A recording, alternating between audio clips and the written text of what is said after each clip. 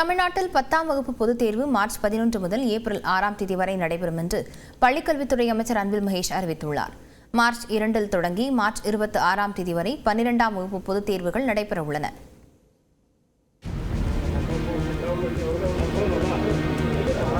தமிழ்நாட்டில் மாநில பாடத்திட்டத்தில் படிக்கும் மாணவர்களுக்கான பொதுத் தேர்வு அட்டவணை எப்போது வெளியாகும் என்ற எதிர்பார்ப்பு நிலவி வந்தது. இந்நிலையில் சென்னையில் செய்தியாளர்களை சந்தித்த அமைச்சர் அன்பில் மகேஷ் 10 மற்றும் 12ஆம் வகுப்பு மாணவர்களுக்கான பொதுத் தேர்வு அட்டவணையை வெளியிட்டார். அதன்படி 10ஆம் வகுப்பு பொதுத் தேர்வு மார்ச் 11ஆம் தேதி தொடங்கி ஏப்ரல் 6ஆம் தேதி வரை நடைபெறுகிறது. மார்ச் 11ஆம் தேதி தமிழ் பாடத்தேர்வு நடைபெற உள்ளது. மார்ச் 16ஆம் தேதி ஆங்கில தேர்வு முடிந்த பின்னர் 8 நாட்கள் இடைவெளிக்கு பிறகு மார்ச் 25ஆம் தேதி கணித தேர்வு நடைபெறுகிறது. மார்ச் 30ஆம் தேதி அறிவியல் பாடத்திற்கும், ஏப்ரல் 2ஆம் தேதி சமூக அறிவியல் தேர்வும், ஏப்ரல் 6ஆம் தேதி விருப்ப மொழி பாடத்தேர்வும் நடைபெறுகிறது. 12ஆம் வகுப்பு பொதுத் தேர்வு மார்ச் 2ஆம் தேதி தொடங்க உள்ளதாகவும் அமைச்சர் அறிவித்தார். மார்ச் 2ஆம் தேதி தமிழ் மொழி பாடத்தேர்வும், மார்ச் 5ஆம் தேதி ஆங்கில தேர்வும் நடைபெற உள்ளது. மார்ச் 9ஆம் தேதி வேதியியல் மற்றும் கணக்கு பதிவியல், மார்ச் 13இல் இயற்பியல் மற்றும் பொருளாதாரம், மார்ச் 17ஆம் தேதி கணிதம் மற்றும் விலங்கியல் வணிகவியல் பாடங்களுக்கு தேர்வு நடைபெறுகிறது. மார்ச் 23ஆம் தேதி உயிரியல், தாவரவியல், வரலாறு உள்ளிட்ட பாடங்களுக்கும், மார்ச் 26ஆம் தேதி கணினி அறிவியல், உயிரி வேதியியல் உள்ளிட்ட பாடங்களுக்கும் தேர்வு நடைபெறுகிறது. சட்டமன்ற தேர்தலை கருத்தில் கொண்டு பொதுத் தேர்வு தேதி தயாரிக்கப்பட்டதாக அமைச்சர் அன்பில் மகேஷ் தெரிவித்தார். ஸ்டேட் நம்ம எலெக்ஷன் கமிஷன் அவங்களோட நம்ம உட்காந்து பேசிட்டு தான் இந்த முடிவை நாங்கள் எடுத்துருக்கோம். அவங்கள்ட்ட இந்த தேதியை காட்டப்பட்டிருக்குது. ஸ்டேட் எலெக்ஷன் கமிஷனோட உட்காந்து நாங்கள் பேசும்பொழுது அது சார்ந்து அதுக்குள்ள அகாமடேட் பண்ண வேண்டும் என்கின்ற அடிப்படையில் தான் இதை நாங்கள் முழுமையான கொண்டு வந்திருக்கோம். ஒவ்வொரு தேர்வுக்கும் 3 முதல் 5 நாட்கள் இடைவெளி இருக்கும் வகையில் தேர்வு அட்டவணை வடிவமைக்கப்பட்டுள்ளதாகவும் அமைச்சர் கூறினார். ஒவ்வொரு சப்ஜெக்ட்டுன்னு பார்த்தீங்கன்னா 3 நாட்கள்லேருந்து 4 நாட்கள், சிலது 5 நாட்கள் வரைக்குமே நம்ம லீவு கொடுத்துருக்கோம். ஸோ ஸ்டூடெண்ட்ஸை பொறுத்த வரைக்கும் எந்த ஒரு அச்ச உணர்வும் இல்லாமல் இதை முடிச்சுட்டு அடுத்தது என்னுடைய லைஃப் புதுசாக நான் கல்லூரியில் ஆரம்பிக்க போகிறேன் அப்படிங்கிற அந்த உற்சாகத்தோடு நீங்கள் எல்லாருமே இணைந்து படிக்க வேண்டும். ப்ராப்பராக தூங்குங்க, ரெஸ்ட் எடுங்க, நல்லா சாப்பிடுங்க. அதே நேரத்தில் டைம் மேனேஜ்மெண்ட், படிப்புக்கான இந்த டயத்தை நீங்கள் ஒதுக்கி வைத்துக் கொள்ளுங்கள். வெரி ஃபர்ஸ்ட் டைம் 12ஆம் வகுப்புக்கு அக்கௌண்டன்சி தேர்வுக்கு கால்குலேட்டரை நாம் அனுமதி கொடுக்கிறோம். நம்ம இந்த முறை 10ஆம் வகுப்பு தேர்வு முடிவுகள் மே 5ஆம் தேதியும், 12ஆம் வகுப்பு பொதுத் தேர்வுக்கான முடிவு மே 8ஆம் தேதியும் வெளியாகும் என்றும் அன்பில் மகேஷ் கூறினார். சென்னை புறநகர் பகுதிகளில் கனமழையால் சாலைகளில் குளம் போல் தண்ணீர் தேங்கியதால் வாகன ஓட்டிகள் அவதிக்குள்ளாகினர். தஞ்சாவூர், திருவாரூர், நாகப்பட்டினம் உள்ளிட்ட 7 மாவட்டங்களில் இன்று கனமழைக்கு வாய்ப்பிருப்பதாக வானிலை மையம் தெரிவித்துள்ளது. சென்னையில் நேற்று காலையில் லேசான மழை பெய்த நிலையில் பின்னர் வெயிலின் தாக்கம் இருந்தது. இந்த சூழலில் மாலையில் திடீரென மழை பெய்தது. கிண்டி, மீனம்பாக்கம், ஆழ்வார்பேட்டை, நுங்கம்பாக்கம், கோயம்பேடு உள்ளிட்ட பகுதிகளில் பெய்த மழையால் அலுவலகம் முடிந்து வீடு திரும்பியோர் அவதிக்கு உள்ளாகினர்.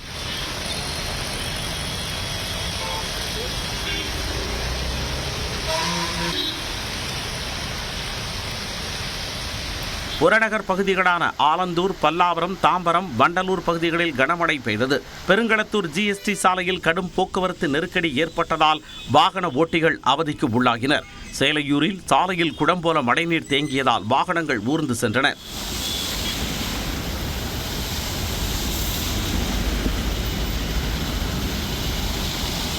இதேபோல பூந்தமல்லி, செம்பரம்பாக்கம், செந்நீர்குப்பம், வேலப்பஞ்சாவடி பகுதிகளிலும் கனமழை பெய்தது. இதனால் தாழ்வான பகுதிகளில் ஆங்காங்கே மழைநீர் தேங்கியது. வேலப்பஞ்சாவடி சர்வீஸ் சாலையில் நீச்சல் குடம் போல நீர் தேங்கியது. இதனால் வாகன ஓட்டிகள் கடும் சிரமத்திற்கு உள்ளாகினர். அந்த சாலையில் அமைந்துள்ள லாரி ஷோரூம் முன்பு மழைநீர் தேங்கிய நிலையில் 300க்கு மேற்பட்ட மணல் மூட்டைகளை அடுக்கி மழைநீர் உள்ளே புகாமல் தடுக்கப்பட்டது. பூந்தமல்லி அருகே செந்நீர்குப்பம் மேம்பாலத்தின் கீழ்ப்பகுதியில் ஆறு போல் மழைநீர் ஓடியது. இதனால் வாகனங்கள் ஒன்றன் பின் ஒன்றாக அணிவகுத்து நின்றன.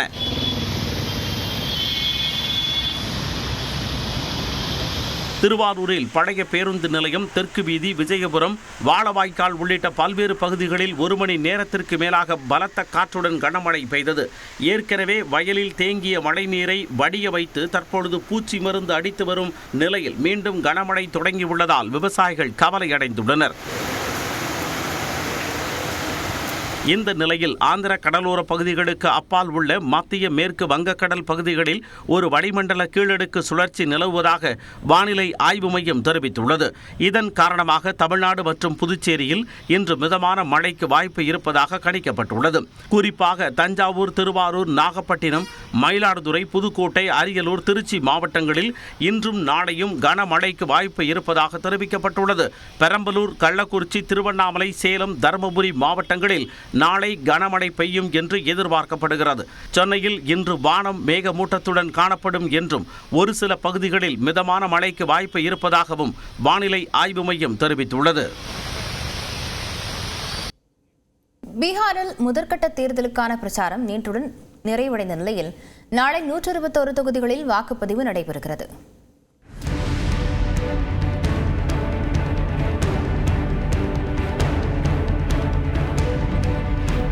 243 தொகுதிகளை கொண்ட பீகார் சட்டப்பேரவைக்கு நாளை மற்றும் 11ஆம் தேதி என 2 கட்டங்களாக பொதுத் தேர்தல் நடைபெறுகிறது. முதற்கட்டமாக 121 தொகுதிகளில் நாளை வாக்குப்பதிவு நடைபெறும் நிலையில் அதற்கான தேர்தல் பரப்புரை நேற்று மாலை 5 மணியுடன் நிறைவு பெற்றது. கடைசி நாளில் பிரதமர் நரேந்திர மோடி, மத்திய அமைச்சர்கள் அமித்ஷா, ராஜ்நாத் சிங், நிதின் கட்கரி, 4 மாநில முதலமைச்சர்கள், லாலு பிரசாத் யாதவ், காங்கிரஸ் தலைவர் மல்லிகார்ஜுன கார்கே, ராகுல் காந்தி என பல்வேறு தலைவர்கள் திரண்டு தீவிர வாக்கு சேகரிப்பில் ஈடுபட்டனர். இதில் நமோ செயலி மூலம் பெண்களிடம் உரையாடிய பிரதமர் மோடி, பீகாரில் தேசிய ஜனநாயக கூட்டணி சந்தேகத்திற்கிடமின்றி வெற்றி பெறும் என்றும் அதில் பெண்களின் பங்கு அளவரியதாக இருக்கும் என்று தான் நம்புவதாகவும் தெரிவித்தார். தர்பங்கா பகுதியில் பிரச்சாரம் மேற்கொண்ட அமைச்சர் அமித்ஷா, வாக்கு எந்திரத்தில் தாமரை சின்னத்தில் அழுத்தி பீகாரில் மீண்டும் காட்டாட்சியை தடுக்க மக்கள் முன்வர வேண்டும் என்றார். परंतु भाइयों बहनों, जब कमल छाप पर आप बटन दबाए, किसी को विधायक, किसी को मंत्री बनाने के लिए नहीं दबाना है. कमल छाप पर बटन जंगल राज को रोकने के लिए दबाना. அதே தர்பங்கா தொகுதியில் உத்தரப்பிரதேச முதலமைச்சர் யோகி ஆதித்யநாத்தும், கோபால்கஞ்ச் பகுதியில் டெல்லி முதலமைச்சர் ரேகா குப்தாவும் தேசிய ஜனநாயக கூட்டணிக்கு வாக்கு சேகரித்தனர்.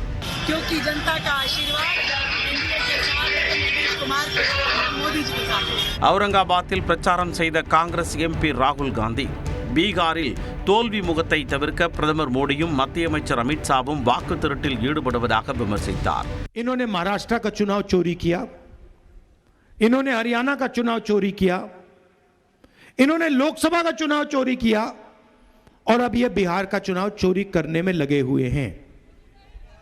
मगर बिहार की जनता होशियार है. बिहार की जनता से कोई चोरी नहीं कर सकता भैया.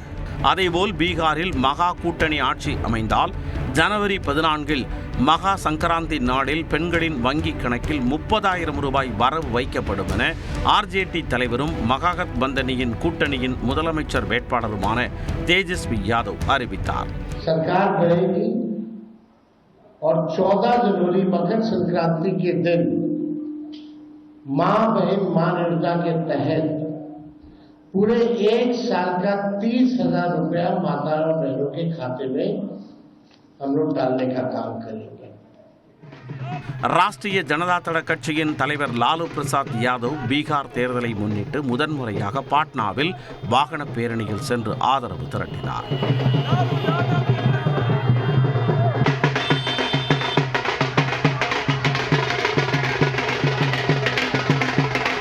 நாளை நடைபெறவுள்ள முதற்கட்ட தேர்தலில் மொத்தம் 1314 பேர் போட்டியிடுகின்றனர். இதில் ஆர்ஜேடி கட்சி தலைவர் தேஜஸ்வி யாதவ் ரகோபூர் தொகுதியில் களம் காண்கிறார். தேஜஸ்வியின் சகோதரரும் ஜன் சக்தி ஜனதா தள தலைவருமான தேஜ் பிரதாப் யாதவ் மகானா தொகுதியிலும், தேசிய ஜனநாயக கூட்டணியின் துணை முதலமைச்சர் சாம்ராட் சௌத்ரி தாராப்பூர் தொகுதியிலும், மற்றொரு துணை முதலமைச்சர் விஜயகுமார் சின்ஹா லக்கிசராய் தொகுதியிலும் களம் காண்கின்றனர். வாக்காளர் பட்டியல் சிறப்பு தீவிர திருத்தப் பணியில் ஒரு வாக்காளராக நீங்கள் என்ன செய்ய வேண்டும் என விளக்குகிறார் நமது நெறியாளர் அபிநயா. ஸ்பெஷல் இன்டென்சிவ் ரிவிஷன் இதில் வாக்காளர்கள் செய்ய வேண்டியது என்ன என்ற அந்த விவரங்களை தெரிஞ்சுக்கலாம். முதலாவதாக இதனுடைய அடிப்படை என்னன்னா கணக்கெடுப்பு படிவம் எனுமரேஷன் ஃபார்ம். இது இந்த சரிபார்ப்பு பணி என்பது அந்த ஃபார்ம் மூலமாக நவம்பர் 4 டிசம்பர் 4 வரைக்கும் நடக்கும். இதில் 2 விதங்களில் பண்ணலாம். அந்த பிளாக் லெவல் ஆஃபீஸர் அவங்க நேரடியாக வீடுகளுக்கே வந்து அந்த படிவத்தை கொடுப்பாங்க. இல்லைன்னா இணையதளம் மூலமாக voters.eci.gov.in இது மூலமாகவும் நீங்கள் செய்ய முடியும். அடுத்ததாக இதுல என்ன விஷயங்கள் ஏற்கனவே அந்த படிவத்தில் இருக்கும் அப்படின்னா பெயர், வாக்காளர் அட்டை எண், முகவரி, சட்டமன்ற தொகுதி எது, புகைப்படம் என்ன அப்படின்ற இந்த விவரங்கள் ஏற்கனவே இருக்கும். அடுத்ததாக நீங்க பூர்த்தி செய்ய வேண்டிய விஷயங்கள் என்னன்றதை பார்க்குறோம். பிறந்த தேதி, கைபேசி எண், பெற்றோருடைய பெயர்கள், பெற்றோர் வாக்காளர் அட்டை எண் இருந்ததுன்னா கொடுக்கலாம், இது கட்டாயம் இல்லை என்பதையும் குறிப்பிட்டிருக்காங்க.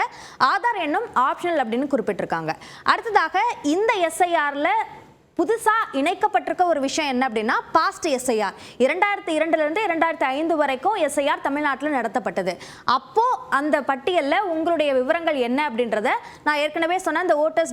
அந்த இணையதளத்தில் பார்க்க முடியும். அதில் பார்த்து அதனுடைய விவரங்களை கொடுக்கணும். உங்களுடைய பெயர் இருந்ததுன்னா அந்த விவரங்கள் கொடுக்கலாம். அப்படி இல்லைன்னா உங்களுடைய பெற்றோர் அல்லது உங்களுடைய ரிலேட்டிவோட விவரங்களை அதில் கொடுக்கலாம். அது எல்லா விஷயங்களையும் நான் சொன்ன இந்த விஷயங்கள் எல்லாமே ஃபில் பண்ணதுக்கு அப்புறமாக அதில் கையெழுத்து போட்டு பிஎல்ஓ கிட்ட கொடுக்கலாம். ஒருவேளை இணையதளத்தில் பண்ணியிருந்தீங்கன்னா அதிலேயே சமர்ப்பிக்கலாம். இப்போ யார் யாருக்கெல்லாம் ஆவணங்கள் தேவையில்லை அப்படின்றத பார்க்குறோம். நான் சொன்ன எல்லா விவரங்களும் இருந்தது பாஸ்ட் எஸ்ஐஆர் உட்பட அப்படின்னா அவர்களுக்கு எந்த விதமான ஆவணங்களும் தேவையில்லை. இதுவே அடுத்ததாக நம்ம பார்க்குற அந்த பாயிண்ட்ல நம்ம சொல்லியிருக்கிறபடி 2002 5 வரைக்கும் அந்த பாஸ்ட் எஸ்ஐஆர் அதை வந்து பிளாங்காவே விட்டுருந்தாங்க அப்படின்னா அப்போ வந்து இஆர்ஓ அவருக்கு ஒரு நோட்டீஸ் அனுப்புவாங்க. நோட்டீஸ் அனுப்பிய பிறகு ஆவணங்களோட அவரை போய் சந்திச்சு உங்களுடைய குடியுரிமையை நீங்க வந்து நிரூபிக்க வேண்டியிருக்கும். அதாவது நீ குடிமகன் தானா, சிட்டிசன்ஷிப் என்ன அப்படின்றத நீங்க நிரூபிக்க வேண்டியிருக்கும். அதற்கு தேவையான ஆவணங்கள் என்னன்னு பார்க்கும்போது ஜூலை 1 1987 முன்பு இந்தியாவில் பிறந்தவராக இருக்கிற பட்சத்தில் 12 ஆவணங்கள், அதாவது அரசு ஊழியராக இருந்தால் அந்த அட்டை, இல்லைன்னா வங்கி பாஸ்புக், போஸ்ட் ஆஃபீஸோட பாஸ்புக், இதில் ஏதாவது ஒன்று நீங்கள் கொடுக்கலாம். அதே மாதிரி ஜூலை 1 1987 டிசம்பர் 2 2004 வரைக்கும் பிறந்தவராக இருந்தால் அந்த வாக்காளரோட ஆவணங்களோடு சேர்த்து பெற்றோருடைய ஆவணங்களையும் கொடுக்கணும். ஆனால் ஆதார் கொடுக்கலாம் அப்படின்னு குறிப்பிடப்பட்டிருந்தாலும் ஆதார் மட்டும் நிரூபிக்கிறதுக்கு போதுமானதாக இருக்காது என்பதையும் நம்ம இதில் கவனிக்க வேண்டியிருக்கு. அடுத்ததாக டிசம்பர் 9 வரைவு வாக்காளர் பட்டியல் வெளியிடப்படும். அதில் உங்களுடைய பெயர் இருக்கா அப்படின்றத பார்க்கணும். ஒருவேளை இல்லை அப்படின்னா அந்த எலக்ட்ரல் ரெஜிஸ்ட்ரேஷன் ஆஃபீஸர் இஆர்ஓ அப்படின்னு சொல்லுவாங்க, அவங்க கிட்ட முறையிடலாம். அடுத்ததாக அந்த வரைவு வாக்காளர் பட்டியலில் நீங்கள் முறையிட்டு அது சரிபார்க்கப்பட்டுச்சு அப்படின்னா அந்த பிப்ரவரி 7 இறுதி வாக்காளர் பட்டியல் வெளியிடப்படும். அதில் சேர்த்திருப்பாங்க. ஒருவேளை அதுலேயும் சேர்க்கலை அப்படின்னா உங்களுடைய ஃபர்ஸ்ட் அப்பீல டிஸ்ட்ரிக்ட் மெஜிஸ்ட்ரேட், பெரும்பாலும் கலெக்டர்ஸ் தான் டிஸ்ட்ரிக்ட் மெஜிஸ்ட்ரேட், அவங்க கிட்ட நீங்கள் விண்ணப்பிக்கலாம். இதுலேயும் அது பரிசீலிக்கப்படாத பட்சத்தில் உங்களுடைய 2வது முறையீடு தலைமை தேர்தல் அதிகாரி, அதாவது சிஓ கிட்ட நீங்க விண்ணப்பிக்க முடியும். ஸோ இதுதான் முழுமையாக வாக்காளர் பட்டியல் சிறப்பு தீவிர திருத்தத்தோடைய நடைமுறை. ஒரு நிமிட செய்தி தொகுப்புகள் சிலவற்றை பார்க்கலாம். தமிழகத்தில் வாக்காளர் பட்டியல் சிறப்பு தீவிர திருத்தப் பணி தொடங்கி விறுவிறுப்பாக நடைபெற்றது. மதுரையில் உள்ள 10 சட்டமன்ற தொகுதிகளில் 26,77,220 வாக்காளர்களிடம் சிறப்பு வாக்காளர் சிறப்பு தீவிர திருத்தப் பணி தொடங்கப்பட்டது. சேலம், திருச்சி, நெல்லை, தூத்துக்குடி உள்ளிட்ட மாநகராட்சிகளில் வாக்காளர் பட்டியல் சிறப்பு தீவிர திருத்தப் பணிகளுக்கான கணக்கெடுப்பு படிவத்தை மாநகராட்சி அலுவலர்கள் மற்றும் வாக்குச்சாவடி நிலை அலுவலர்கள் வீடு வீடாக சென்று வழங்கினர். ஈரோட்டில் முதல் வாக்காளராக மாவட்ட ஆட்சியர் கந்தசாமி வீட்டிற்கு அதிகாரிகள் சென்று வாக்கு கணக்கெடுப்பு படிவத்தை வழங்கி பணியை தொடங்கினர். திருப்பூர், திருவாரூரிலும் வாக்காளர் பட்டியல் சிறப்பு தீவிர திருத்தப் பணி தொடங்கி தீவிரமாக நடைபெற்றது. தமிழ்நாட்டில் வாக்காளர் சிறப்பு தீவிர திருத்தப் பணிகள் தொடங்கிய நிலையில் இந்த பணி எப்படி மேற்கொள்ளப்படும், எந்தெந்த விவரங்களை வாக்காளர்கள் கொடுக்க வேண்டும் என்பதை வாக்குச்சாவடி அலுவலர் நியூஸ் 18க்கு விவரித்துள்ளார். எங்களுக்கு ஆப்பில் QR கோடும் கொடுத்துருக்காங்க. பிஎல்ஓ ஆப்பில் இப்போ நாங்கள் ஸ்கேன் பண்ண இதில் அப்டேட் பண்ணிடணும். இப்போ ஒரு கொடுத்த உடனே நாங்கள் ஸ்கேன் பண்ணி அந்த இதுவை அப்டேட் பண்ணிட்டோன்னா அது டைரெக்டாக வந்து டிஸ்ட்ரிபியூட்டர் சொல்லிட்டு டைரெக்டாக எலெக்ஷன் கமிஷன் வந்து எடுத்து போயிடும். வாக்காளர் விவரங்களை திருத்தலாம் என்றும் புகைப்படத்தை மாற்றிக்கொள்ளலாம் என்றும் தெரிவிக்கப்பட்டுள்ளது. தமிழ்நாட்டில் ஆசிரியர் தேர்வு வாரியம் மூலம் நடத்தப்படும் டெட் தேர்விற்கான ஹால் டிக்கெட் வெளியிடப்பட்டுள்ளது. 1 முதல் 8ஆம் வகுப்பு வரை பயிலும் மாணவர்களுக்கு கற்பிக்கும் ஆசிரியர்கள் ஆசிரியர் தகுதி தேர்வில் தேர்ச்சி பெற வேண்டியது கட்டாயமாக உள்ளது. 2025ஆம் ஆண்டுக்கான இத்தேர்வை எழுதுவதற்கு 3,50,000க்கும் மேற்பட்டவர்கள் விண்ணப்பித்துள்ளனர். 1 முதல் 5ஆம் வகுப்பு வரை கற்பிக்கும் இடைநிலை ஆசிரியர்கள் தகுதி தேர்வு தாள் ஒன்றில் தேர்ச்சி பெற வேண்டும். அதேபோல 6 முதல் 8ஆம் வகுப்பு வரை கற்பிக்கும் பட்டதாரி ஆசிரியர்கள் தகுதி தேர்வு தாள் 2இல் தேர்ச்சி பெற வேண்டும். இந்நிலையில் முதல் தாளுக்கான தேர்வு வரும் நவம்பர் 15ஆம் தேதியும் 2ஆம் தாளுக்கான தேர்வு நவம்பர் 16ஆம் தேதியும் நடைபெறவுள்ளது. இத்தேர்விற்கு விண்ணப்பித்தவர்கள் ஆசிரியர் தேர்வு வாரிய இணையதளத்தில் ஹால் டிக்கெட்டை பதிவிறக்கம் செய்து கொள்ளலாம். ஹால் டிக்கெட் பதிவிறக்கம் செய்ய இயலாதவர்களுக்கு ஆசிரியர் தேர்வு வாரியத்தில் வரும் 10ஆம் தேதி வரை முகாம் நடைபெறவுள்ளது. ஆசிரியர் தகுதி தேர்வு OMR முறையில் 150 மதிப்பெண்களுக்கு நடைபெறவுள்ளது. பல்வேறு கோரிக்கைகளை வலியுறுத்தி மாநிலம் முழுவதும் அங்கன்வாடி ஊழியர்கள் ஆர்ப்பாட்டத்தில் ஈடுபட்டனர். அங்கன்வாடி ஊழியர்களை அரசு ஊழியர்களாக அறிவிக்க வேண்டும். குடும்ப வரன்முறைக்கு உட்பட்டு ஓய்வூதியத்தை அதிகரித்து வழங்க வேண்டும். பணிக்கொடையை அங்கன்வாடி அலுவலர்களுக்கு 10 லட்சம் ரூபாயாகவும் சமையலர்களுக்கு 5 லட்சம் ரூபாயாகவும் உயர்த்தி வழங்க வேண்டும் என்பன போன்ற 7 அம்ச கோரிக்கைகளை வலியுறுத்தி மாவட்ட ஆட்சியர் அலுவலகம் முன்பு அங்கன்வாடி ஊழியர்கள் ஆர்ப்பாட்டத்தில் ஈடுபட்டனர். திருவள்ளூர் மாவட்ட ஆட்சியர் அலுவலகம் முன்பு நடைபெற்ற ஆர்ப்பாட்டத்தில் பல்வேறு பகுதிகளில் இருந்து திரளான அங்கன்வாடி ஊழியர்கள் பங்கேற்றனர்.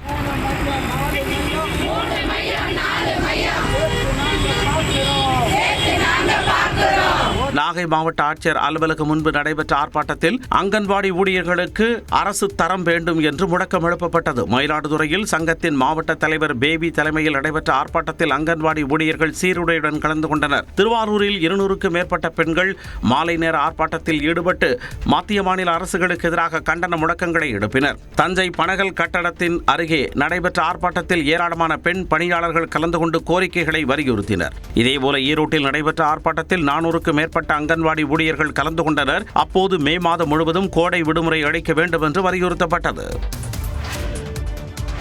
முன்னாள் அமைச்சர் க. பொன்முடிக்கு திமுகவில் மீண்டும் துணை பொதுச் செயலாளர் பதவி வழங்கப்பட்டுள்ளது. பெண்களுக்கான இலவச பேருந்து பயணம் உள்ளிட்டவை குறித்து சர்ச்சைக்குரிய வகையில் கருத்து தெரிவித்ததால் பொன்முடிக்கு பதவி பறிபோனது. தொடர்ந்து அமைதியாக இருந்து அவருடைய சொந்த மாவட்டத்தில் கட்சி பணியை ஆற்றி வந்ததாக கூறப்படும் நிலையில் அவருக்கு மீண்டும் திமுகவில் துணை பொதுச் செயலாளர் பொறுப்பு பொன்முடிக்கு வழங்கப்பட்டுள்ளது. இதேபோல கொங்கு மண்டலத்தில் கட்சியை பலப்படுத்தும் விதமாக மூப்பே சாமிநாதனுக்கு திமுக துணை பொதுச் செயலாளர் பதவி வழங்கப்பட்டுள்ளது. ஏற்கனவே ஐ. பெரியசாமி, ஆர். ராசா, கனிமொழி, அந்தியூர் செல்வராஜ், திருச்சி சிவா உள்ளிட்ட 5 துணை பொதுச் செயலாளர் இருக்கும் நிலையில் அந்த எண்ணிக்கை 7ஆக உயர்ந்துள்ளது. மேலும் சாமிநாதன் வகித்து வந்த திருப்பூர் கிழக்கு மாவட்ட பொறுப்பாளர் பதவி திருப்பூர் தெற்கு மாவட்ட செயலாளர் இல பத்மநாபனுக்கு வழங்கப்பட்டுள்ளது. தெற்கு மாவட்ட பொறுப்பாளராக ஈஸ்வரசுவாமி நியமிக்கப்பட்டுள்ளார். திமுக பொதுச் செயலாளரும் மூத்த அமைச்சருமான துரைமுருகன் தன்னுடைய மகன் கதிர் ஆனந்திற்கு மாவட்ட செயலாளர் பதவியை பெற பல மாதங்களாகவே முயற்சித்து வந்ததாக கூறப்படுகிறது. இந்நிலையில் வேலூர் மாவட்டத்தை வடக்கு தெற்கு என 2ஆக பிரித்து காட்பாடி மற்றும் கீழ் வைத்தியானன் குப்பம் சட்டமன்ற தொகுதியை உள்ளடக்கிய வேலூர் வடக்கு மாவட்டத்தின் பொறுப்பாளராக கதிர் ஆனந்த் நியமிக்கப்பட்டுள்ளார். வேலூர் மாவட்ட செயலாளராக இருந்த MLA நந்தகுமார் வேலூர் அணைக்கட்டு குடியாத்தம் உள்ளடக்கிய தெற்கு மாவட்ட பொறுப்பாளராக நியமிக்கப்பட்டுள்ளார். எடப்பாடி பழனிசாமி தலைமையில் அதிமுக மாவட்ட செயலாளர்கள் கூட்டம் சென்னையில் இன்று நடைபெறுகிறது. சட்டப்பேரவைத் தேர்தல் நெருங்கும் நிலையில் அதனை எதிர்கொள்ள அரசியல் கட்சிகள் தீவிரம் காட்டி வருகின்றன. அந்த வகையில் அதிமுக தகவல் தொழில்நுட்ப பிரிவு மாவட்ட பொறுப்பாளர்கள் மற்றும் பூத் கமிட்டி பொறுப்பாளர்களுடன் பொதுச் செயலாளர் எடப்பாடி பழனிசாமி ஆலோசனை மேற்கொண்டார். இந்த நிலையில் அதிமுக மாவட்ட செயலாளர்கள் கூட்டம் சென்னை ராயப்பேட்டையில் உள்ள கட்சியின் தலைமை அலுவலகத்தில் இன்று காலை 10:30 மணிக்கு எடப்பாடி பழனிசாமி தலைமையில் நடைபெறுகிறது. இதில் அனைத்து மாவட்ட செயலாளர்களும் கலந்து கொள்ள வேண்டும் என்று அதிமுக தலைமை அழைப்பு விடுத்துள்ளது. இந்த கூட்டத்தில் சட்டப்பேரவைத் தேர்தலில் வெற்றி வாய்ப்பு குறித்து ஆலோசனை நடத்தப்பட உள்ளது. மேலும் வாக்காளர் பட்டியல் தீவிர திருத்த பணிகள் தொடங்கியுள்ளதால் அது தொடர்பாக மாவட்ட செயலாளர்களுக்கு எடப்பாடி பழனிசாமி அறிவுரைகளை வழங்க உள்ளார். மேலும் கட்சியில் இருந்து செங்கோட்டையை நீக்கப்பட்ட பிறகு நடைபெறும் முதல் மாவட்ட செயலாளர்கள் கூட்டம் என்பதால் இது முக்கியத்துவம் பெறுகிறது. திமுகவில் இணைந்த ஓ. பன்னீர்செல்வத்தின் ஆதரவாளர் மனோஜ் பாண்டியன் தனது MLA பதவியை ராஜினாமா செய்துள்ளார். தென்காசி மாவட்டம் ஆலங்குளம் தொகுதி MLA மனோஜ் பாண்டியன் அதிமுக வேட்பாளராக போட்டியிட்டு வெற்றி பெற்ற இவர் ஓ. பன்னீர்செல்வத்தின் ஆதரவாளராக இருந்து வந்தார். இந்நிலையில் சென்னையில் உள்ள திமுக தலைமை அலுவலகத்தில் முதலமைச்சர் மு.க. ஸ்டாலின் முன்னிலையில் அக்கட்சியில் தன்னை இணைத்துக் கொண்டார். பின்னர் செய்தியாளர்களை சந்தித்த அவர் பாஜகவின் கிளை கழகமாக அதிமுக செயல்பட்டு வருவதாகவும் விமர்சித்தார். இந்த நிலையில் தலைமைச் செயலகத்தில் சபாநாயகர் அப்பாவுவை சந்தித்த அவர் தனது MLA பதவி ராஜினாமா கடிதத்தை வழங்கினார். நான் திராவிட முன்னேற்ற கழகத்தில் சேர்வதற்கு முன்பு அண்ணன் ஓ பன்னீர்செல்வம் அவர்களுக்கு தொலைபேசியில் தொடர்பு கொண்டு இந்த முடிவினை நான் எடுத்திருக்கின்றேன் என்று தெளிவாக சொல்லி அவரிடம் நான் தொலைபேசியில் பேசினேன். என்னை பொறுத்தவரையில் அண்ணன் ஓ பன்னீர்செல்வம் அவர்கள் மீது மரியாதை கொண்டவன். அவர் மீது இன்றும் எனக்கு மரியாதை உண்டு. மனோஜ் பாண்டியன் திமுகவில் சேர்ந்தது குறித்து 2 வார்த்தையில் ஓபிஎஸ் பதிலளித்தார். மனோஜ் பாண்டியன் அருமை நண்பர் திரு மனோஜ் பாண்டியன் பற்றி நீங்க கேள்வி கேட்டீங்க. எல்லாம் நன்மைக்கு. செங்கோட்டையனை அதிமுகவில் இருந்து நீக்கியது அதிகாரத்தின் உச்சம் என்றும் அது அழிவுக்கு வழிவகுக்கும் என்றும் கூறினார். தாவேகாவின் சிறப்பு பொதுக்குழு கூட்டம் கட்சியின் தலைவர் விஜய் தலைமையில் இன்று நடைபெறுகிறது. கரூர் வேலுச்சாமிபுரத்தில் கடந்த செப்டம்பர் 27ஆம் தேதி தாவேகா தலைவர் விஜய் மேற்கொண்ட பரப்புரையின் போது ஏற்பட்ட கூட்ட நெரிசலில் சிக்கி 41 பேர் உயிரிழந்தனர். இதையடுத்து கட்சியின் நிர்வாக நடவடிக்கைகள் முடங்கியிருந்த நிலையில் 1 மாத இடைவெளிக்கு பிறகு தீவிரமடைந்துள்ளன. இதன்படி மாமல்லபுரத்தில் உள்ள தனியார் அரங்கில் விஜய் தலைமையில் இன்று காலை தாவேகா சிறப்பு பொதுக்குழு கூட்டம் நடைபெறவுள்ளது. இதில் பங்கேற்க 2000க்கும் மேற்பட்ட பொதுக்குழு உறுப்பினர்களுக்கு தனித்தனியாக அழைப்பு கடிதம் அனுப்பப்பட்டுள்ளது. இந்த கூட்டத்தில் பல்வேறு முக்கிய தீர்மானங்கள் நிறைவேற்றப்படும் என்று எதிர்பார்க்கப்படுகிறது. மேலும் சட்டப்பேரவைத் தேர்தலுக்கான பணிகள் குறித்தும் விரிவாக விவாதிக்கப்பட உள்ளது. அழைப்பு கடிதம் அல்லது அடையாள அட்டை வைத்திருப்பவர்கள் மட்டும் சிறப்பு பொதுக்குழு கூட்டத்தில் கலந்து கொள்ள அனுமதிக்கப்படுவார்கள் என்று கட்சித் தலைமை அறிவித்துள்ளது. இதற்கு முன்னதாக கடந்த மார்ச் மாதத்தில் தாவேகாவின் பொதுக்குழு கூட்டம் நடைபெற்றது குறிப்பிடத்தக்கது.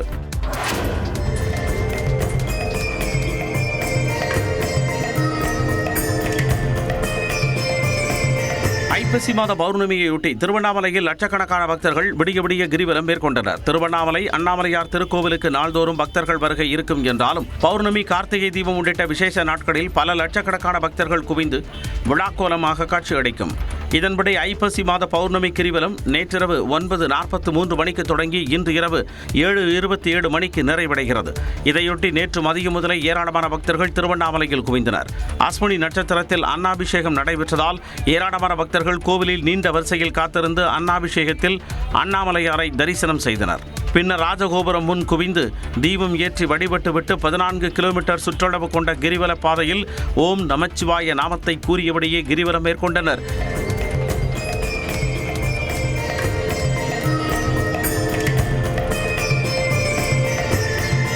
விடிய விடிய லட்சக்கணக்கான பக்தர்கள் இந்த கிரிவலத்தில் கலந்து கொண்டனர். சபரிமலை சீசனை ஒட்டி பூஜைகளுக்கான ஆன்லைன் முன்பதிவு இன்று தொடங்குகிறது. சபரிமலை ஐயப்பன் கோவிலில் நடப்பு மண்டல மகரவிளக்கு சீசன் வரும் 17ஆம் தேதி தொடங்குகிறது. மண்டல பூஜைக்காக சபரிமலை ஐயப்பன் கோவில் நடை வரும் 16ஆம் தேதி மாலை 5 மணிக்கு திறக்கப்படுகிறது. மேலும் 17ஆம் தேதி முதல் புதிய மேல்சாந்திகள் நடையை திறந்து பூஜைகள் மற்றும் வழிபாடுகளை நிறைவேற்ற உள்ளனர். மண்டல மகரவிளக்கு பூஜைகளுக்கான சீசனில் லட்சக்கணக்கான பக்தர்கள் வழிபாடு நடத்த உள்ளனர். இந்நிலையில் இந்த சீசனை முன்னிட்டு பூஜை மற்றும் வழிபாடுகளுக்கான ஆன்லைன் முன்பதிவு இன்று தொடங்குகிறது. அதேபோல சன்னிதானத்தில் தங்குவதற்கான அறைகளுக்கான ஆன்லைன் முன்பதிவும் இன்று தொடங்குவதாக தேவசம் போர்டு அறிவித்துள்ளது. பக்தர்கள் www.onlineetdp.com என்ற இணையதளம் மூலம் முன்பதிவு செய்து கொள்ளலாம் என தேவசம் போர்டு அறிவித்துள்ளது. கரூரில் விஜயின் தாவேகா பரப்புரையின் போது பாதுகாப்பில் இருந்த காவல் உதவி ஆய்வாளர்கள் மற்றும் காவலர்கள் சிபிஐ விசாரணைக்கு ஆஜராகினர். கரூரில் தாவேகா தலைவர் விஜயின் பரப்புரை கூட்ட நெரிசலில் சிக்கி 41 பேர் உயிரிழந்த விவகாரத்தை சிபிஐ விசாரித்து வருகிறது. எஸ்ஐடி குழுவிடம் இருந்து பெறப்பட்ட ஆவணங்களை வைத்து கடந்த 17ஆம் தேதி முதல் கரூர் சுற்றுலா மாளிகையில் வைத்து சிபிஐ அதிகாரிகள் பல்வேறு கட்டங்களாக விசாரணை நடத்தி வருகின்றனர். இதுவரை பேக்கரி கடை உரிமையாளர், இ சேவை மைய உரிமையாளர், எலக்ட்ரிக்கல் கடை உரிமையாளர் என 25க்கும் மேற்பட்டவர்களிடம் விசாரணை நடத்தியுள்ளனர். இந்த நிலையில் தாவேகா பரப்புரையின் போது பாதுகாப்பு பணியில் இருந்த 12 காவலர்கள் சிபிஐ விசாரணைக்கு ஆஜராகினர்.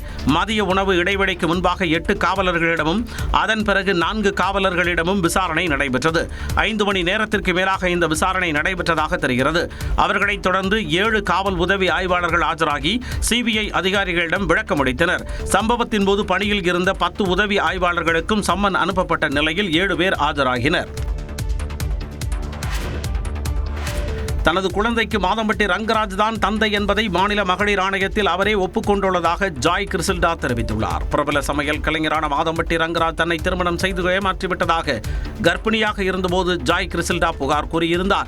அவருக்கு ஆண் குழந்தை பிறந்த நிலையில் பதிவு ஒன்றை தனது இன்ஸ்டாகிராம் பக்கத்தில் பகிர்ந்துள்ளார். அதில் மகளிர் ஆணையம் நடத்திய விசாரணையில் மாதம்பட்டி ரங்கராஜ் தன்னை காதலித்து திருமணம் செய்ததையும் இந்த குழந்தை தனக்குத்தான் சொந்தம் என்பதையும் ஒப்புக்கொண்டதாக குறிப்பிட்டுள்ளார். இதையடுத்து நடவடிக்கை எடுக்கப்படும் என்றும் நீதி நிலை நிலைநாட்டப்படும் என்றும் ஜாய் கிறிசில்டா நம்பிக்கை தெரிவித்துள்ளார். இதனிடையே மாதம்பட்டி ரங்கராஜ் மீது சட்டப்படி நடவடிக்கை எடுக்க சென்னை காவல் ஆணையருக்கு மாநில மகளிர் ஆணையம் பரிந்துரை கடிதம் அனுப்பியுள்ளது. பெண்கள் மற்றும் குழந்தைகளுக்கு எதிரான குற்றத்தடுப்பு பிரிவு துணை ஆணையருக்கும் கடிதம் அனுப்பப்பட்டுள்ளது. ஜாய் கிறிசில்டா அளித்த புகாரின் பேரில் அவருக்கும் மாதம்பட்டி ரங்கராஜுக்கும் 2 முறை சம்மன் அனுப்பி விசாரணை நடத்தியதன் அடிப்படையில் இந்த பரிந்துரை அளிக்கப்பட்டுள்ளதாக மாநில மகளிர் ஆணையம் தெரிவித்துள்ளது. கடலூர் மாவட்டத்தில் மதுபோதையில் காவலர்கள் ஓட்டிச் சென்ற கார் சாலை ஓரத்தில் நின்றவர்கள் மீது மோதியதில் கூலி தொழிலாளர்கள் 2 பேர் உயிரிழந்த சம்பவம் சோகத்தை ஏற்படுத்தியுள்ளது. கடலூர் எஸ்பி அலுவலகத்திற்கு ஆலோசனை கூட்டத்திற்காக சென்ற ஆவினங்குடி காவல் நிலைய சிறப்பு காவல் உதவி ஆய்வாளர் ராஜேந்திரன், காவலர் இமாம் ஹுசைன் ஆகியோர் கூட்டத்தை முடித்துக் கொண்டு காரில் புதுவைக்கு சென்று மது அருந்தி உள்ளனர். மதுபோதையில் சிறப்பு உதவி ஆய்வாளர் ராஜேந்திரன் தாறுமாறாக காரை ஓட்டிச் சென்றுள்ளார். கடலூரில் இருந்து திட்டக்குடி நோக்கி அன்னவெளி அருகே இருவரும் காரில் சென்றபோது சாலையோரம் நின்றவர்கள் மீது கார் வேகமாக மோதியுள்ளது. இந்த விபத்தில் வடிவேல் மற்றும் ஜெயராஜ் என்ற கூலி தொழிலாளர்கள் சம்பவ இடத்திலேயே பரிதாபமாக உயிரிழந்தனர். மேலும் 2 பேர் படுகாயமடைந்த அரசு மருத்துவமனையில் சிகிச்சைக்காக சேர்க்கப்பட்டுள்ளனர். விபத்தை பார்த்த அப்பகுதி மக்கள் ஆத்திரமடைந்து காரில் இருந்த இருவரையும் தாக்கியதாக கூறப்படுகிறது. சம்பவ இடத்திற்கு விரைந்து வந்த முதுநகர் போலீசார் விபத்தை ஏற்படுத்திய காவலர்கள் 2 கைது செய்ததுடன் காரையும் பறிமுதல் செய்தனர். இந்நிலையில் விபத்தை ஏற்படுத்திய சிறப்பு காவல் உதவி ஆய்வாளர் ராஜேந்திரன், காவலர் இமாம் ஹுசேன் ஆகியோரை பணியிட நீக்கம் செய்து மாவட்ட காவல் கண்காணிப்பாளர் ஜெயக்குமார் உத்தரவிட்டுள்ளார். கிருஷ்ணகிரி மாவட்டம் ஓசூர் அருகே டாடா தொழிற்சாலை பெண் தொழிலாளர்கள் தங்கியிருக்கும் விடுதியின் குளியல் அறைகளில் ரகசிய கேமராக்கள் இருந்ததாக கூறி 2000க்கும் மேற்பட்ட பெண் தொழிலாளர்கள் போராட்டத்தில் ஈடுபட்டனர். ராயக்கோட்டை பகுதியில் இயங்கி வரும் ஐபோன் உதிரி பாகங்கள் தயார் செய்யும் டாடா தொழிற்சாலையில் பணியாற்றி வரும் பெண் தொழிலாளர்கள் தங்குவதற்கு தனி விடுதி உள்ளது.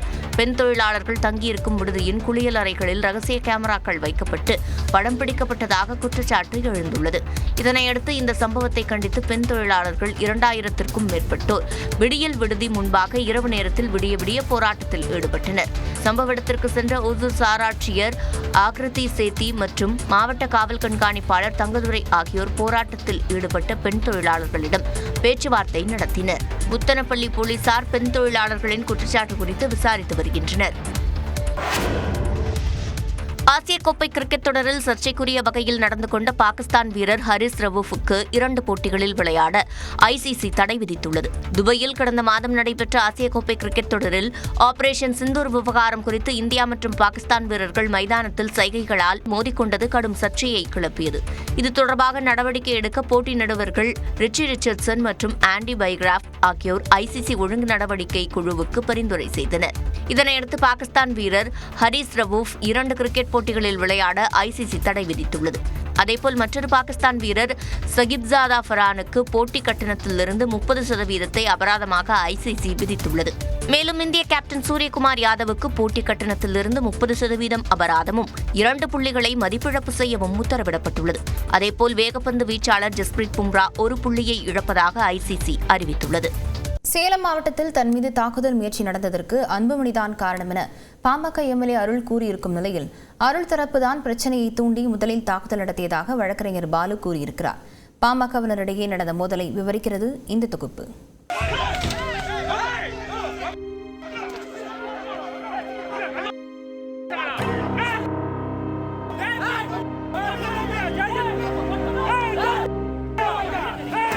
இது இரு கட்சிகளுக்கிடையே நடந்த மோதல் அல்ல.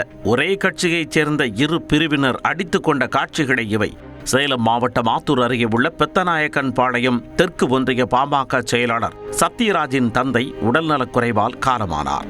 அவரது உடலுக்கு இறுதி அஞ்சலி செலுத்துவதற்காக ராமதாஸின் ஆதரவாளரான சேலம் மேற்கு தொகுதி பாமக சட்டமன்ற உறுப்பினர் அருள் தனது ஆதரவாளர்களுடன் வந்தார். அப்போது அன்புமணியின் ஆதரவாளர்கள் சிலர் அருள் அங்கு வந்ததற்கு எதிர்ப்பு தெரிவித்ததாக தெரிகிறது. அங்கிருந்த போலீசார் எதிர்ப்பு தெரிவித்தவர்களிடம் சமாதானம் பேசி அனுப்பி வைத்தனர். அதன்பின் காரில் சேலத்திற்கு புறப்பட்டனர். சிறிது தூரத்தில் அவர்களின் காரை வழிமறித்த அடையாளம் தெரியாத நபர்கள் கார்களின் மீது கற்களை வீசியதுடன் கட்டைகளாலும் தாக்குதல் நடத்தினர். இதையடுத்து அருளின் ஆதரவாளர்களும் பதில் தாக்குதல் நடத்தினர்.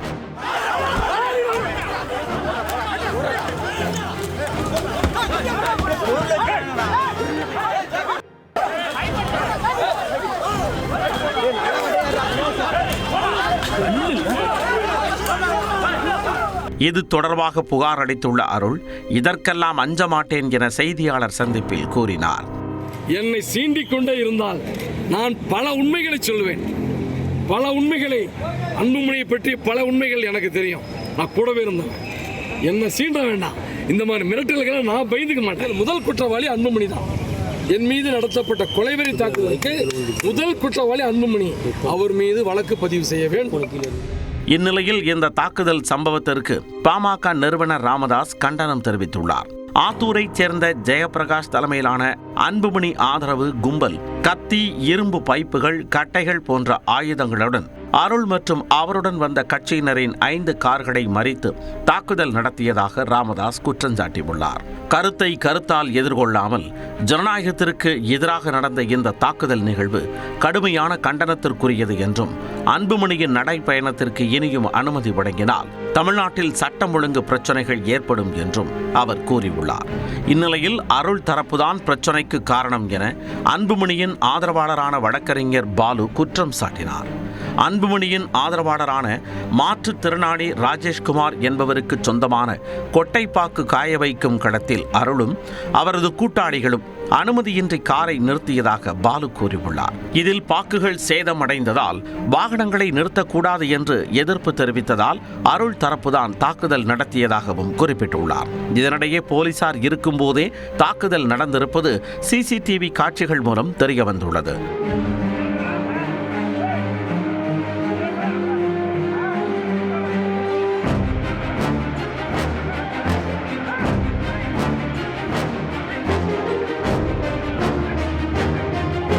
பாமகவினர் மத்தியில் நடந்த தாக்குதல் சம்பவம் தொண்டர்கள் மத்தியில் அதிருப்தியை ஏற்படுத்தியுள்ளது.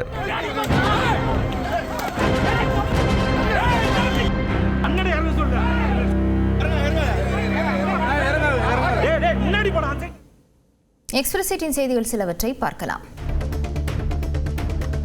மயிலாடுதுறை மாவட்டம் குத்தாலத்தை அடுத்த நக்கம்பாடி ஹஜ்ரத் சையதீனா பக்கீர் முகமது தர்காவின் சந்தனக்கூடு கந்தூரி விழாவில் அனைத்து மதத்தினரும் கலந்து கொண்டு வழிபாடு செய்தனர். சந்தனக்கூடு வைபவத்தையொட்டி சந்தனம் ஊர்வலமாக எடுத்து வரப்பட்டு தர்காவில் சிறப்பு துவா ஓதி வழிபாடு நடைபெற்றது. இதில் தஞ்சை, நாகை, திருவாரூர், கடலூர் உள்ளிட்ட பல்வேறு மாவட்டங்களிலிருந்தும் பங்கேற்றனர். இந்த விழாவில் மதச்சார்பற்ற அனைத்து மதத்தினரும் திரளாக கலந்து கொண்டு வழிபாடு செய்தனர். செங்கல்பட்டு மாவட்டம் மேடவாக்கம் பகுதியில் மறைந்த திமுக தலைமை பொதுக்குழு உறுப்பினர் மேடவாக்கம் ப. ரவியின் படத்திறப்பு நிகழ்ச்சியில் துணை முதலமைச்சர் உதயநிதி ஸ்டாலின் பங்கேற்றார். இந்த நிகழ்வில் 3000 ஏழை எளிய மக்களுக்கு உதவிகள் வழங்கப்பட்டன. அப்போது ஆசிய இளையோர் விளையாட்டுப் போட்டியின் கபடி பிரிவில் தங்கம் வென்ற கண்ணகி நகர் கார்த்திகாவிற்கு அமைச்சர் மா. சுப்பிரமணியன் மேடையில் ஸ்கூட்டர் வழங்கி கௌரவித்தார். சென்னைக்கு குடிநீர் ஆதாரமாக வழங்கும் ஏரிகளில் நீர் திறப்பு குறைந்துள்ளது. பூண்டி சத்தியமூர்த்தி நீர்த்தேக்கத்தில் இருந்து 6வது நாளாக வினாடிக்கு 1000 கன அடி வீதம் தண்ணீர் வெளியேற்றப்பட்டது. சம்பரம்பாக்கம் ஏரியில் இருந்து வினாடிக்கு 265 கன அடி தண்ணீர் வெளியேற்றப்படுகிறது. புழல் ஏரியில் இருந்து வினாடிக்கு 184 கன அடி வீதம் தண்ணீர் திறக்கப்படுகிறது. சோழவரம் ஏரியின் நீர்வரத்து வினாடிக்கு 27 கன அடியாக குறைந்தது. கண்ணன்கோட்டை தேர்வாய் கண்டிகை ஏரியில் இருந்து வினாடிக்கு 2 கன அடி தண்ணீர் வெளியேற்றப்படுகிறது. கோவை வடவள்ளி கஸ்தூரி நாயக்கன் பாளையம் பகுதியில் சாலையில் ஓடி வந்த குதிரை எதிரே வந்த குடிநீர் விநியோக ஆபரேட்டரை உதைத்து தள்ளி சென்று சிசிடிவி காட்சி வெளியாகியுள்ளது. வடவள்ளியை அடுத்த கஸ்தூரி நாயக்கன் பாளையம் பகுதியில் 2 குதிரைகள் சாலையில் ஒன்றை ஒன்று துரத்தியபடி சண்டை போட்டுக் கொண்டு வேகமாக ஓடின. அதில் ஒரு குதிரை எதிரே வந்த வாட்டர் ஆபரேட்டராக பணிபுரியும் ஜெயபால் மீது மோதியது. அவரை உதைத்து தள்ளி கடித்தது. உடனடியாக அக்கம் பக்கத்தினர் அவரை மீட்டு அருகிலுள்ள மருத்துவமனையில் அனுமதித்தனர்.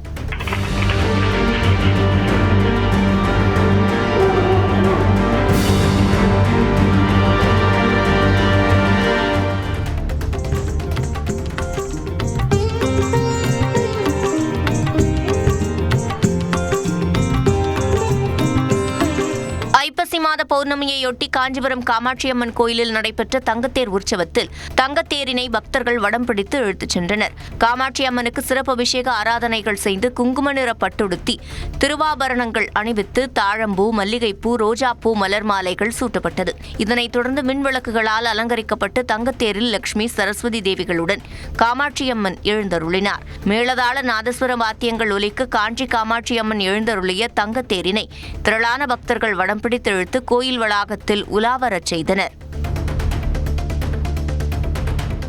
சென்னை வானகரத்தில் 9 வயது சிறுவனை தெருநாய் கடித்து குதறியதால் மருத்துவமனையில் அனுமதிக்கப்பட்டுள்ளார். மாநகரம் ஓம் சக்தி நகர் பகுதியில் வீட்டின் அருகே விளையாடிக் கொண்டிருந்த லக்ஷன் என்ற 9 வயது சிறுவனை தெருநாய் ஒன்று ஓட துரத்தி கடித்து குதறியுள்ளது. உடலின் பல்வேறு பாகங்களில் இரத்த காயங்களுடன் இருந்த சிறுவனை மீட்டு கீழ்ப்பாக்கம் அரசு மருத்துவமனையில் அனுமதித்துள்ளனர். தஞ்சாவூர் மாவட்டம் நெய்வாசல் தென்பாதி கிராமத்தில் உள்ள VAO அலுவலகத்தில் மேற்கூரை பூச்சு பெயர்ந்து விழுந்ததில் 3 பேர் காயமடைந்தனர். சேதமடைந்த நிலையில் அலுவலக கட்டடத்தில் VAO நடராஜன், சிட்டா அடங்கல் தொடர்பாக பாலசுந்தரம், பாண்டியன் ஆகிய இருவருடன் பேசிக் கொண்டிருந்த போது விபத்து ஏற்பட்டது. காயமடைந்த 3 பேரையும் தாசில்தார் யுவராஜ் தனது வாகனத்தில் அரசு மருத்துவமனைக்கு அழைத்துச் சென்று சிகிச்சைக்காக சேர்த்தார். சென்னையில் ஆபரண தங்கத்தின் விலை கிராமுக்கு 100 ரூபாயும் சவரனுக்கு 800 ரூபாயும் குறைந்துள்ளது. 1 கிராம் ஆபரண தங்கத்தின் விலை 11,250 ரூபாய்க்கும் 1 சவரன் 90,000 ரூபாய்க்கும் விற்பனை செய்யப்படுகிறது. அதேபோல வெள்ளியின் விலையும் கிராமுக்கு 3 ரூபாய் குறைந்து கிராம் 165 ரூபாய்க்கு விற்பனையாகிறது. 1 கிலோ வெள்ளி 3,000 ரூபாய் குறைந்து கிலோ 1,65,000 ரூபாய்க்கு விற்பனையாகிறது. பழனி அருகே கீரனூரில் கண்டியம்மன் கோவிலுக்கு சொந்தமான 6 ஏக்கர் நிலம் அளவீடு செய்யப்பட்டு கையகப்படுத்தப்பட்டது. 6 ஏக்கர் நிலம் கோவில் நிர்வாகத்திற்கு சொந்தமானதா அல்லது ஊராட்சி நிர்வாகத்திற்கு சொந்தமானதா என்ற வழக்கில் கோவிலுக்கு சொந்தமானது என நீதிமன்றம் தீர்ப்பளித்தது. இதையடுத்து அறநிலையத்துறை அதிகாரிகள் முன்னிலையில் கோயில் நிலம் கையகப்படுத்தப்பட்டது.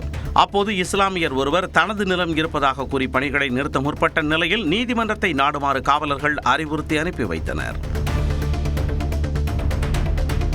மயிலாடுதுறை கிட்டப்பா அங்காடி முன்பாக மீத்தேன் திட்ட எதிர்ப்பு கூட்டமைப்பினர் ஆர்ப்பாட்டத்தில் ஈடுபட்டனர். 2023ஆம் ஆண்டில் ஹைட்ரோ கார்பன் திட்டத்தால் ஏற்படும் விளைவுகள் குறித்து தமிழக அரசால் நியமிக்கப்பட்ட சுல்தான் இஸ்மாயில் குழு 2022ஆம் ஆண்டில் அறிக்கையை சமர்ப்பித்த நிலையில் அதனை வெளியிடக் கோரி வலியுறுத்தினர்.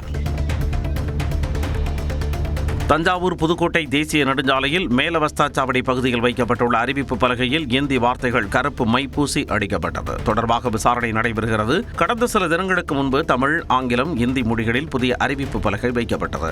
இதற்கு சமூக ஆர்வலர்கள் எதிர்ப்பு தெரிவித்திருந்த நிலையில் அடையாளம் தெரியாத நபர்கள் இந்தி வார்த்தைகளை கருப்பு மை பூசி அடித்துள்ளனர். திருவாரூர் தியாகராஜர் சுவாமி கோவிலில் பௌர்ணமியை முன்னிட்டு 4 வீதிகளிலும் ஆயிரக்கணக்கான சிவபக்தர்கள் கிரிவலம் வந்தனர். பௌர்ணமியை முன்னிட்டு தியாகராஜ சுவாமிக்கு சிறப்பு அபிஷேக ஆராதனை நடைபெற்றது. கிழக்கு கோபுர வாசலில் உள்ள ராஜகணபதி சாமியை ஏராளமான சிவபக்தர்கள் வணங்கி சன்னதி தெரு வழியாக கீழ வீதி, தெற்கு வீதி, கமலாலய குளம், தென்கரை, வடக்கரை, வடக்கு வீதி வழியாக சுற்றி பாராயணம் பாடி கிரிவலம் வந்தனர்.